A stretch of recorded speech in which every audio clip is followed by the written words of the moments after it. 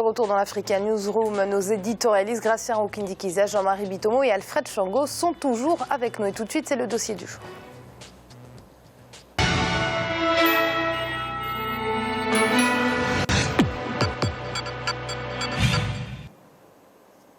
Depuis 1995, plus de 70% des revenus de la Guinée équatoriale proviennent du pétrole et du gaz naturel. Durement touché par la chute des cours de l'or noir avec un baril de pétrole au plus bas depuis 2013, l'heure est aujourd'hui à l'ajustement. Le pays compte d'ailleurs atteindre l'équilibre budgétaire d'ici 2 à 3 années. Quelles sont les conséquences de la chute du prix du baril sur les dépenses publiques en Guinée équatoriale? Quelles sont les mesures qui ont été prises en ce sens par les autorités du pays? Élément de réponse dans ce reportage de Léopoldo Eneban Bensou, commenté par Idlet Mirabel-Bissou. Au cours des dernières années, les résultats économiques de la Guinée équatoriale ont été particulièrement exceptionnels.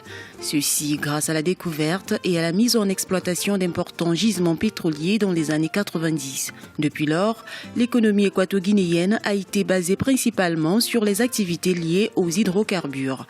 En 2014, comme les autres pays producteurs de pétrole, la Guinée équatoriale a connu un fort ralentissement économique, ce qui a conduit le gouvernement à réduire son train de vie.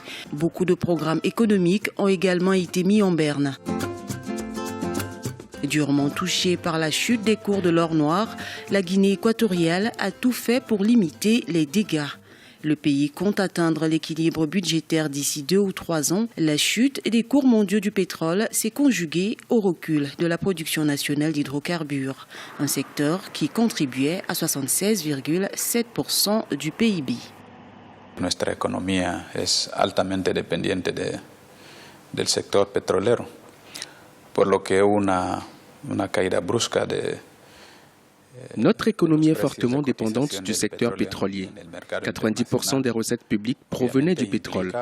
Donc une forte baisse des prix du pétrole sur le marché international se traduit par une réduction considérable des revenus reçus par le gouvernement pour continuer son programme de développement du pays. Ainsi, les conséquences sont immédiates. La réduction des revenus pétroliers, la réduction de l'activité gouvernementale sur les investissements publics et le ralentissement économique. Por lo que las consecuencias son inmediatas. Reducción de los ingresos petroleros, reducción de la actividad que llevaba el gobierno en el sector de las inversiones públicas.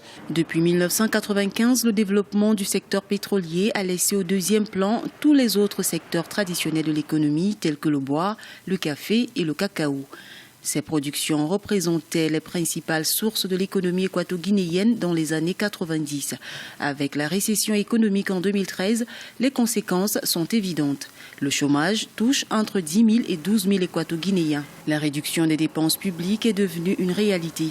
Pour améliorer cette situation, le gouvernement a intensifié les travaux du programme national de développement appelé Guinée équatoriale Horizon 2020. Un programme qui a pour objectif de diversifier l'économie nationale, créer des emplois et améliorer les conditions de vie des équato-guinéens. La caída del precio del barril para con nuestro plan de desarrollo, contra la inversión pública, pero nos encuentra en un momento en el que la chute du prix du baril de pétrole contracte l'investissement public pour notre plan de développement. Heureusement, nous sommes dans une étape où ce que nous avons besoin, ce n'est pas de l'argent en tant que tel, mais la volonté des équato-guinéens de mettre en marche des infrastructures de base construites de 2008 à 2012, c'est-à-dire réaliser les travaux qui contribuent à améliorer le bien-être socio-économique du pays. Puedan seguir, digamos, avanzando cada vez más. Las disposiciones del gobierno han sido reforzar esas medidas que conlleva la diversificación económica a través del plan Horizonte 2020. Yo creo que es la primera herramienta. La disposition du gouvernement a été de renforcer les mesures visant à la diversification de l'économie nationale à travers le plan national Horizon 2020. Je pense qu'il a été la meilleure idée pour réduire l'impact socio-économique de la baisse du prix du pétrole dans le futur. C'est une technique qui va contribuer aux revenus dans d'autres secteurs et d'équilibrer les recettes pétrolières. Le plan national Horizon 2020 a un objectif clair, renforcer les secteurs de l'éducation, de la santé, du social et augmenter le revenu des secteurs stratégiques de l'économie. La receta es el plan Horizonte 2020. El plan Horizonte 2020 lo dice claramente. diversification de l'économie. Le gouvernement équato-guinéen veut réduire le champ de ses activités pétrolières et privilégier celles qui offrent un meilleur retour sur investissement. Le tourisme, la promotion de petites et moyennes entreprises, l'agriculture et la pêche sont les principaux secteurs sur lesquels la nouvelle équipe gouvernementale compte s'appuyer pour relancer l'économie d'ici 2 à 3 ans. Lors de la deuxième conférence économique nationale organisée à Batam en 2009, le gouvernement avait lancé les activités de la SONAPESCA, Société nationale de la pêche, une initiative qui a pour objectif de favoriser l'autosuffisance équato-guinéenne en produits halieutiques. Hay varias iniciativas, varios proyectos específicos que están ya en fase de implementación. Il existe plusieurs initiatives spécifiques dans ce pays qui contribuent déjà à la production de l'économie nationale. Nous avons les projets agro-industriels avec des contributions qui ont atteint déjà des millions de dollars. Nous sommes convaincus que ce sont des secteurs qui peuvent remplacer le revenu des hydrocarbures.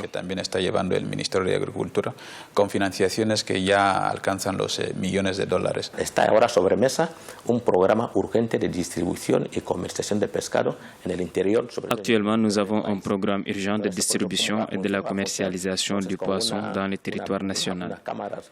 L'idée est d'amener le produit à tous les habitants de la Guinée équatoriale. Nous avons programmé un stockage à froid à Ebibing, Niafang et dans les différents districts du pays.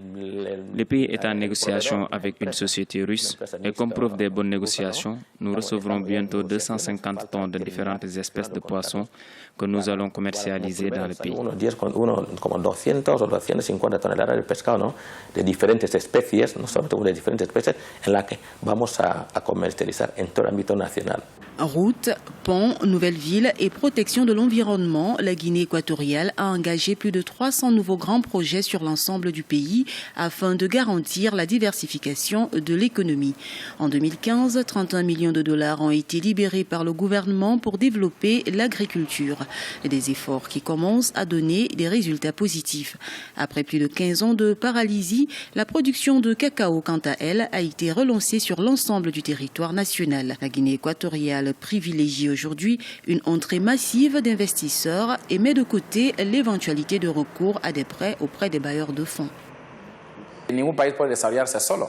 Nosotros, Guinée équatoriale, ya ha hecho mucho que muchos países no han podido materializar, que son las infraestructuras. Aucun pays ne peut se développer seul. La Guinée équatoriale a déjà fait ce que les autres pays n'ont pas réussi à faire. En peu de temps, nous avons construit les infrastructures de base constituées par les routes, les ports et les aéroports. Tout cela permet la circulation des biens et des services et implique le développement du pays. La Guinée équatoriale a tous les éléments principaux qui garantissent la sécurité des investisseurs qui veulent travailler dans le pays. La stabilité, la paix et le cadre législatif et réglementaire. Il existe une politique de sécurité financière et juridique en Guinée équatoriale qui permet aux investisseurs de réaliser leurs activités dans un climat socio-économique stable. Lo cual permite, garantiza a los inversores trabajar en el país y hay una seguridad política, ya que en Guinea Ecuatorial tenemos un gobierno constituido e instituido légal légitimamente por el pueblo. Les ambitions des Équato-Guinéens restent de plus en plus objectives. La nouvelle équipe gouvernementale est confrontée à plusieurs défis. Face à la récession due à la baisse des cours du pétrole, il faudra réduire les investissements dans les secteurs des hydrocarbures et redynamiser l'administration du pays à travers une utilisation rationnelle des ressources. L'équilibre budgétaire ne serait pas loin selon les autorités. Gratien, la Guinée équatoriale est-elle trop dépendante de ces hydrocarbures? Oui, le pays l'était. Je pense qu'aujourd'hui, il est en train de changer. Cela, ça n'a pas été uniquement pour la Guinée équatoriale, ça a été aussi pour les autres pays. Peu de pays vraiment ont anticipé pour savoir que les fonds venant du pétrole vont baisser et qu'ils peuvent anticiper, faire autre chose. On voit bien que le pays commence à s'orienter à autre chose, notamment la pêche et l'agriculture. Mais pour moi, le pays a encore un besoin. La population n'est pas suffisante pour amorcer la diversification parce qu'il faut beaucoup de main-d'œuvre, il faut diversifier suffisamment, notamment au niveau de l'agriculture. Autre domaine, parce que la population qui est sur ce territoire, pour moi, n'est pas suffisante pour vraiment diversifier suffisamment l'économie du pays. Jean-Marie, il y a des pays pétroliers qui ont réussi à anticiper la fluctuation du prix du baril, d'autres qui n'ont toujours pas pris la mesure de la situation. Où situeriez-vous la Guinée équatoriale ? Je crois que la Guinée équatoriale fait partie des économies qui essaient d'anticiper et d'amortir le choc, le mouvement. Vous voyez, la Guinée équatoriale a été touchée par un syndrome qui est un syndrome, c'est-à-dire qui touche tous les pays pétroliers. Dès l'instant que vous avez un État qui découvre le pétrole chez soi, qu'est-ce qu'on fait? C'est-à-dire, le reportage nous l'a clairement montré. Nous avons vu les secteurs dans lesquels la Guinée équatoriale était compétitive avant la découverte pétrolière. Mais malheureusement, quand la manne pétrolière arrive, bon, on oublie un peu ces secteurs-là. Donc le fait que la Guinée équatoriale veuille redynamiser ces secteurs-là, c'est quelque chose de très très important. Nous le répétons, si vous voulez, à pratiquement chaque semaine sur ce plateau, c'est qu'il faut que les économies africaines arrivent à se diversifier. En dehors de la transformation industrielle dont nous parlons, c'est-à-dire pouvoir créer des filières industrielles, pouvoir créer des secteurs dynamiques dans lesquels chaque pays va exploiter ses avantages compétitifs, pas seulement produire pour l'extérieur, produire d'abord pour soi-même au niveau intérieur. Donc, je suis un peu d'accord avec ce que Gratien vient de dire là, c'est que la Guinée équatoriale a une très petite population. Donc, le pays a peut-être des ressources extérieures. Mais maintenant, pour pouvoir diversifier, vous avez une dimension qui est une dimension très très importante, qui est la dimension de la ressource humaine. Donc à partir de là, je pense que le pays est en train d'éviter la contraction. C'est dès l'instant que vous avez cette raréfaction des ressources-là, ça veut dire que vous avez une contraction des investissements publics et on a recours, comment dirais-je, à l'emprunt extérieur qui coûte énormément cher aux économies africaines. Alfred, la Guinée équatoriale a fait de mauvais choix dans les années 90. Quand elle a découvert le pétrole, elle a décidé de laisser au deuxième plan le secteur agricole. Aujourd'hui, elle essaye de revenir à ce secteur. Est-ce que ce sera facile ? Alors, moi, je ne dirais pas, Amira, que la Guinée équatoriale a fait un mauvais choix. Non, c'était de dire effectivement que c'était un pays... Quand on voit d'où la Guinée équatoriale venait avec Mathias Nguema, dès le moment de l'indépendance, le départ des Espagnols, et au moment où, si ma mémoire est bonne, en 1979, quand arrive Teodoro Obiang Bazogo, quand il fait son coup d'État, et la découverte du pétrole, et la manière dont les recettes du pétrole ont été investies pour la transformation du pays, la mise en place des infrastructures primaires de base. Je crois que le choix, il était objectif à ce moment-là. Et d'ailleurs, ce qui fait qu'aujourd'hui, la Guinée équatoriale est une terre justement de tourisme scientifique qui rassure les investisseurs, etc.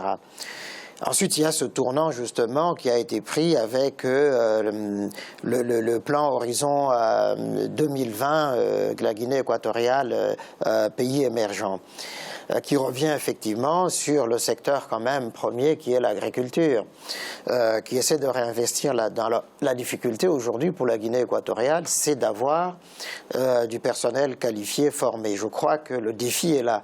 Former la jeunesse ou les personnes qui vont relancer cette économie agricole, puis ceux qui vont aller dans l'agro-industrie en particulier, et puis dans les services, puisque ça aussi c'est un autre secteur qui est en train de se développer en Guinée équatoriale. Je pense effectivement que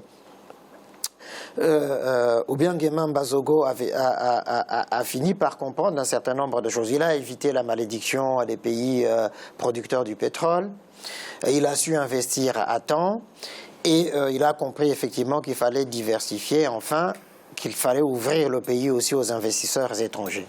Oui, justement, Gratien, que pensez-vous de la manière dont le gouvernement équato-guinéen a investi les recettes pétrolières ?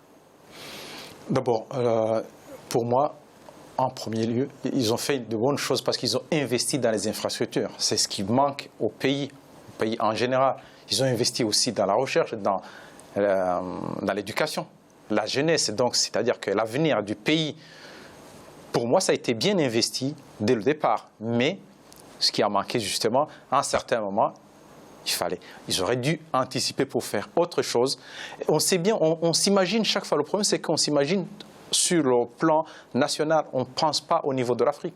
Moi, je me dis, par exemple, ils avaient beaucoup d'argent, ils pouvaient investir dans la fabrication, dans l'informatique, faire des ordinateurs qui ne coûtent pas cher pour l'Afrique, faire des éoliennes, des petits qui peuvent inonder l'Afrique. Disons, il y a de petites choses, on peut faire les affaires. Dès qu'on a l'argent, il faut avoir les idées, surtout quand on n'est pas nombreux. Un pays, comme il n'y a pas beaucoup de population, on peut aller vers le côté technologique Disons que ils pensaient qu'ils avaient cet argent jusqu'à un certain moment. Le dollar, le baril qui tombe de 120 $ à 40, à 30, donc ça peut se comprendre. C'est une grande surprise. On se réveille après. Et c'est l'heure de marquer une courte pause. On se retrouve très vite pour la suite de l'Africa Newsroom. À tout de suite.